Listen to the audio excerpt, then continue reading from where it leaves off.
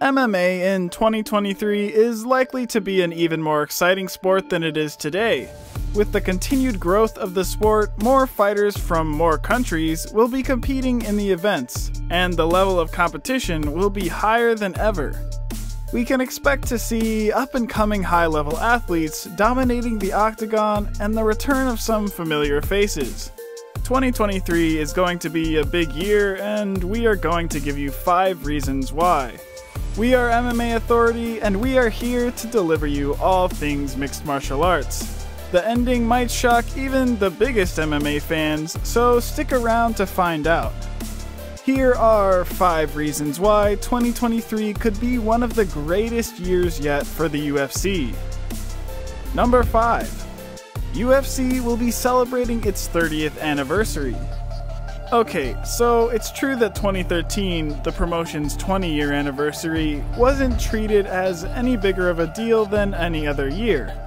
However, Dana White is renowned for looking to make a big deal of milestone events, and the promotion's 25th anniversary show in 2018 was definitely treated as such. If you don't know, UFC debuted on November 12, 1993 in Denver, Colorado, showcasing 8 distinct fighters coming together to showcase the Ultimate Fighting Champion. Royce Gracie was ultimately named champion with signature jiu-jitsu.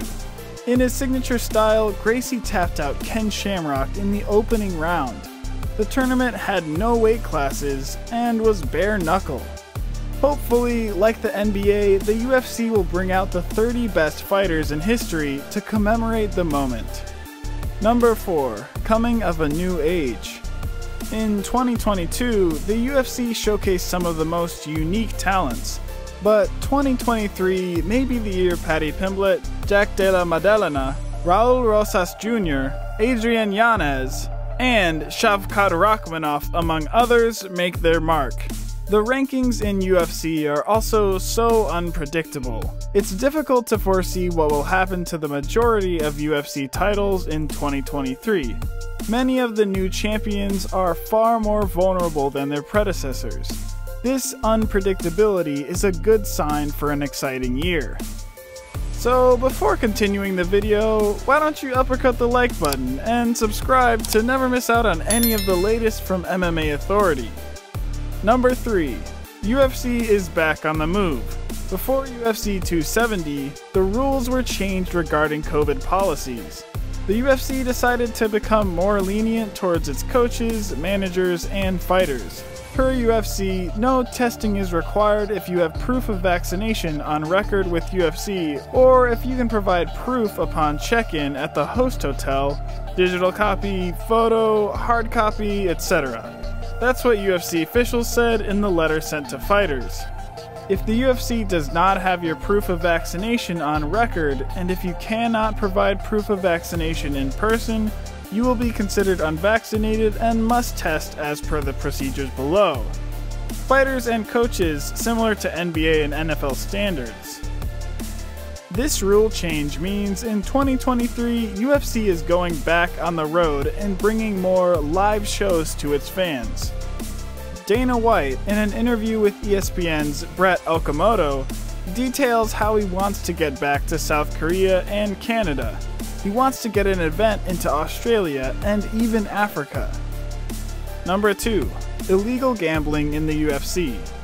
According to an article from a popular news agency, The Guardian, a handful of UFC media members and UFC odds makers observed some suspicious gambling activity on November 5th, 2022, before the fight in Las Vegas between Shayalan Nuranbeka and Darrick Minner. Nuranbeka was a notable betting favorite in the hours before the fight. After Minner's knee buckled, Nuranbeka won by technical knockout. Later reports show that Minner had injured his left knee prior to the fight and that rumors about the injury had spread among betting professionals. ESPN reported the next day that US Integrity was investigating the fight. This company works with sportsbooks to investigate betting-related fraud. The firm's analysis revealed that bets were placed on Nuranbeka winning by knockout in round 1. Dana White gave an interview with ESPN's Brett Okamoto before UFC 282 and briefly discussed the incident. He couldn't comment too much since it is a federal investigation, so he just mentioned that it is purely idiotic to be betting on the sport. He goes on to say this is a huge concern for UFC, but he is not worried. He says people always believe they can beat the system and they end up getting caught. It's just plain stupid. Number 1. Stars are returning to the octagon. Conor McGregor has not been seen since his devastating leg injury suffered in the 2022 fight with Dustin Poirier.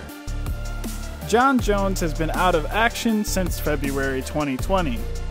No fights have been scheduled for McGregor yet, but his return is highly anticipated with plenty of opponents to choose from. Jones is slated to return to the UFC in March 2023 with a heavyweight debut against Francis Ngannou. Jones is returning after having legal troubles and issues with his drinking. He is hoping to return to his former UFC glory. Also making a return to UFC in 2023 is Cody No Love Garbrandt. He was slated to return in UFC Vegas 61, but tragically suffered an injury.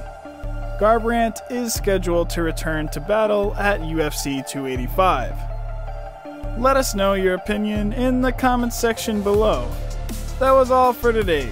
Let us know what you think in the comments, and don't forget to subscribe to MMA Authority. Stay safe and keep your guard up. We will be back soon with another video.